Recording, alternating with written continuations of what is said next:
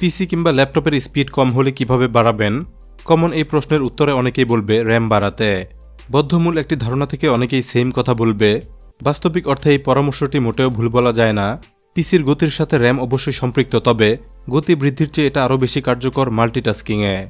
একসাথে অনেক program run করতে বেশি র্যাম প্রয়োজন হয়।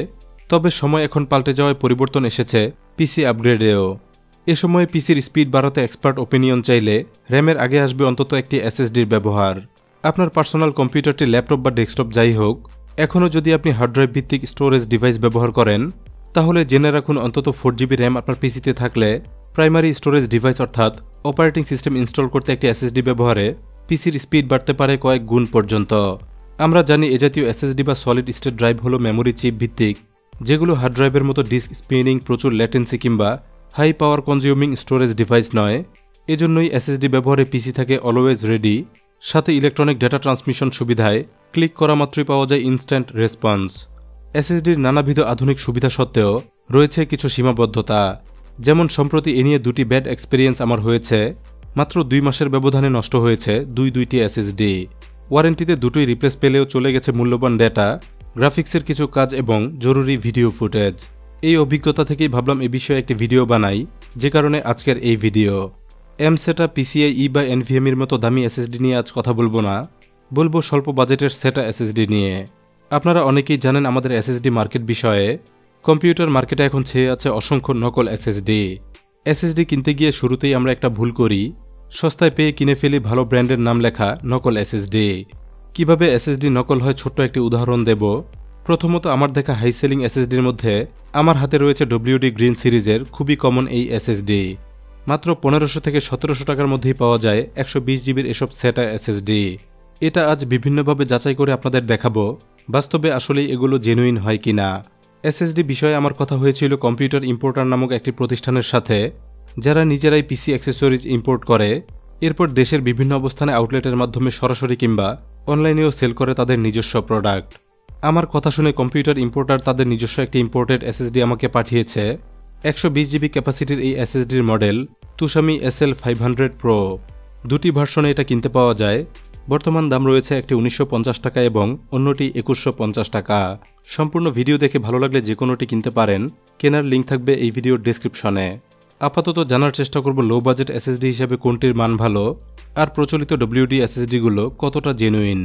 প্রথমে WD গ্রিন সিরিজের এই এসএসডি বিষয়ে জানব। কোয়ালিটি সহ যাচাই করব এটার গুরুত্বপূর্ণ ফিচারগুলো। প্রথমত, এটার বডি তৈরি হয়েছে সম্পূর্ণ প্লাস্টিক উপাদানে। খুবই হালকা প্লাস্টিক বিল্ড এই ডিভাইসটি, ওজনেও ছিল বেশ হালকা। এটার ওজন মেপে দেখেছিলাম, বেসিক ডিভাইসটির ওয়েট পেয়েছিলাম 38 গ্রাম। এরপর দেখুন ব্যাকসাইডে এটার মডেল পরিষ্কার লেখা আছে। মডেল নম্বর শুরু হয়েছে WDS 240G অধ্যাক্ষর দিয়ে। মডেলটি লিখে এবার অনলাইনে সার্চ করে দেখব। চলুন দেখি কি দেখায়।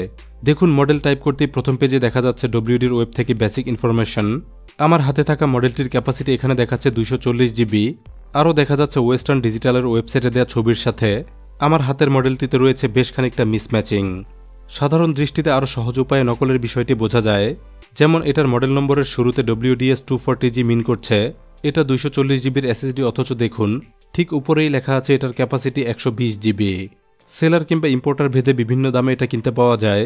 মাত্র 1500 টাকার আশেপাশে কিংবা 1700 টাকার মধ্যে এগুলো কিনতে পাওয়া যায় কম্পিউটার মার্কেট কিংবা ছোটখাটো দোকানে। 120GBর একটি WD এসএসডির অফিসিয়াল প্রাইস প্রায় $32। বাংলাদেশি টাকায় কনভার্ট করলে যা দাঁড়ায় অন্তত 2700 টাকার মতো। আরও অনেকভাবে এগুলো নকল প্রমাণ করা যায়। বাস্তবিক প্রমাণ দেখাতে চলুন এটা এবার কম্পিউটারে লাগিয়ে দেখি।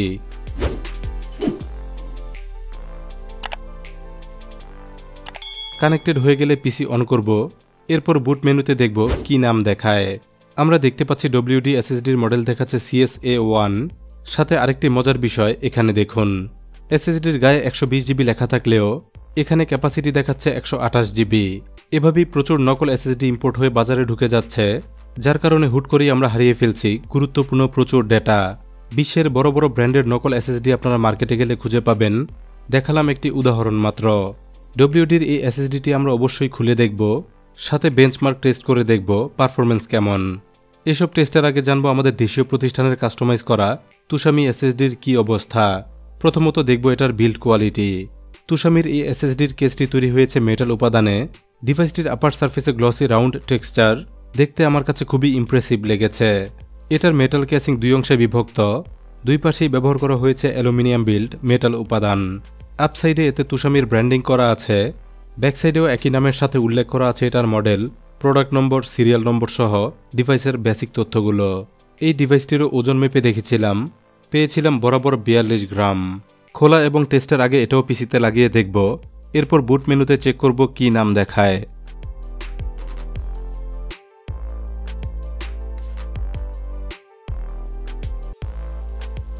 কানেক্টেড হয়ে গেলে বুট মেনুতে আমরা দেখতে পাচ্ছি এটার নাম দেখাচ্ছে তুষামি নামেই। এটা যেহেতু কাস্টমাইজড এসএসডি, কোম্পানির দাবি অনুযায়ী তৈরি হয়েছে বাছাইকৃত ন্যান্ড ফ্ল্যাশ মেমোরি চিপ সাথে কাস্টমাইজড ফার্মওয়্যার ব্যবহার করে। চলুন এবার দুটি এসএসডির ইন্টারনাল কনস্ট্রাকশন দেখব, এজন্য খুলতে হবে দুটোই। প্রথমে খুলব ডব্লিউডির এসএসডি। এ জাতীয় এসএসডি খোলা বা ডিসঅ্যাসেম্বল করা খুবই সহজ। কোনো প্রকার স্ক্রু না থাকায় চারপাশ আনলক করলেই কেসের দুই পার্ট আলাদা হয়ে যায়। দেখুন কিভাবে খুলতে হয়।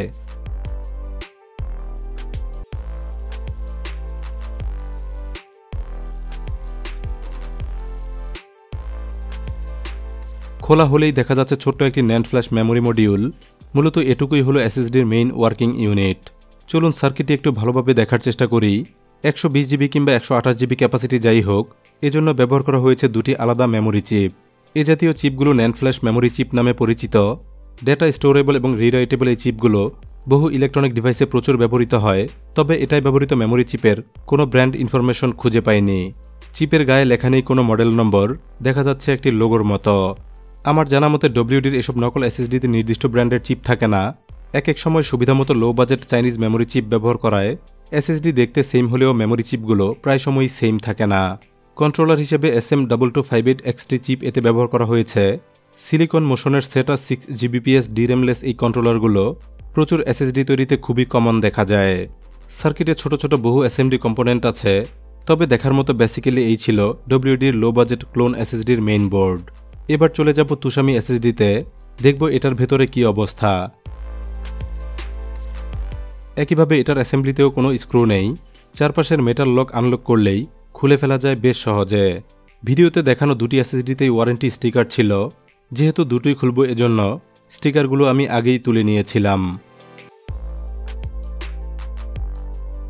কভার খুলতেই দেখা যাচ্ছে মেমোরি মডিউলটি স্ক্রু দিয়ে আটকানো আছে, ডব্লিউডির মতো মডিউলটি খোলা অবস্থায় নেই। এটার মেমোরি মডিউল আলাদা করতে হলে 3টি স্ক্রু খুলতে হবে, চলুন খুলে দেখি।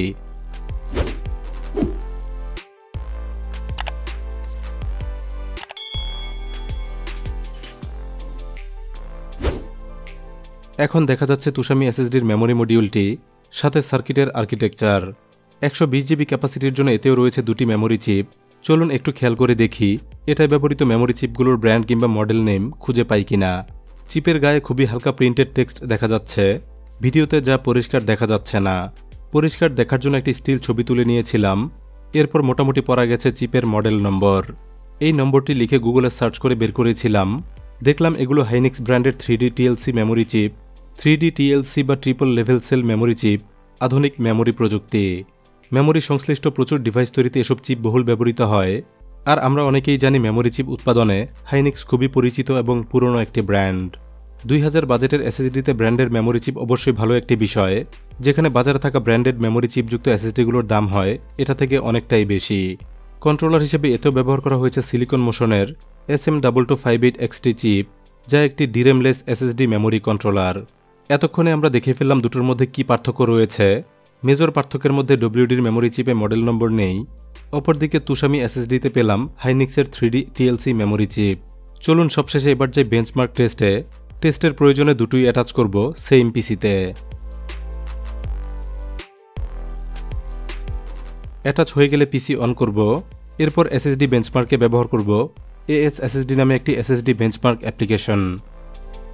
আমার এই পিসিতে প্রাইমারি স্টোরেজ হিসেবে কালারফুলের এসএসডি ব্যবহার করছিলাম, আরও দুটি এসএসডি অ্যাটাচ করায় এই মুহূর্তে এসএসডি রয়েছে 3টি।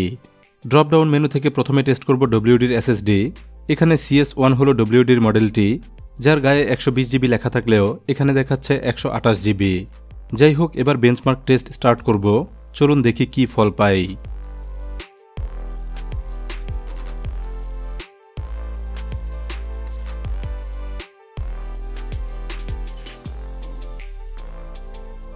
টেস্ট শেষে ডব্লিউডির সকল ডিটেল আমরা দেখতে পাচ্ছি। রিড রাইট স্পিড সহ বের হয়ে গেছে গুরুত্বপূর্ণ সব ইনফরমেশন। কম্পেয়ার করতে এটার একটি স্ক্রিনশট রাখব। এরপর সফটওয়্যারের ড্রপডাউন মেনু থেকে সিলেক্ট করব তুষামি এসএসডি। একইভাবে এটারও টেস্ট স্টার্ট করব। চলুন দেখব কি দেখায়।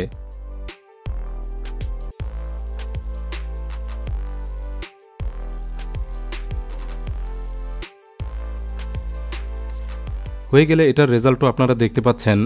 চলুন দুটোরই ফলাফল দেখব পাশাপাশি রেখে। কম্পেয়ার করলে তুষামির এসএসডিতে কিছুটা বেটার রেজাল্ট দেখা যাচ্ছে।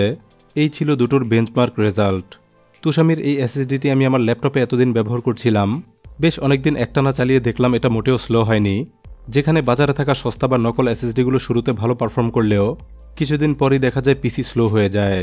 তুষামির এই বাজেট এসএসডির স্পিড বা পারফরমেন্স দুটোই আমার কাছে বেশ ভালো লেগেছে। সাথে মনে হয়েছে এতে ব্র্যান্ডেড মেমোরি চিপ ব্যবহার করায় অবশ্যই এটা হবে এক্সট্রা ডিউরেবল। পিসির অপারেটিং সিস্টেম সাথে দরকারি অ্যাপ্লিকেশনগুলো এতে ইনস্টল করলে ভালো স্পিডের পাশাপাশি ডেটা স্টোরে পাওয়া যাবে এক্সট্রা সিকিউরিটি। কম বাজেটে ভালোর মধ্যে এসএসডি চাইলে বেছে নিতে পারেন তুষামির SL500। কম্পিউটার ইম্পোর্টার থেকে এটা সরাসরি কিনতে পারবেন অথবা চাইলে অনলাইনেও কিনতে পারবেন। দুটি মডেলের লিঙ্ক দিয়ে রাখবো এই ভিডিওর ডেসক্রিপশনে। আজকের ভিডিওতে নকল এসএসডি বিষয়ে আপনাদের কিছুটা ধারণা দিলাম, সাথে দেখালাম বাজেটের মধ্যে একটি ভালো এসএসডি। পিসি কিংবা ল্যাপটপের স্পিড কয়েক গুণ বৃদ্ধি করতে হার্ড ড্রাইভ অবশ্যই রিপ্লেস করুন। ব্যবহার করুন ভালো একটি এসএসডি। ভিডিওটি ভালো লাগলে কিংবা কাজের মনে হলে অবশ্যই একটি লাইক দিবেন। সাথে নিত্য নতুন গ্যাজেট বিষয়ে নিয়মিত ভিডিও পেতে এখনই গ্যাজেট ইনসাইডার বাংলা চ্যানেলটি সাবস্ক্রাইব করে বেল আইকনে ক্লিক করে অ্যাক্টিভ থাকুন। ধন্যবাদ সবাইকে ভিডিওটি দেখার জন্য।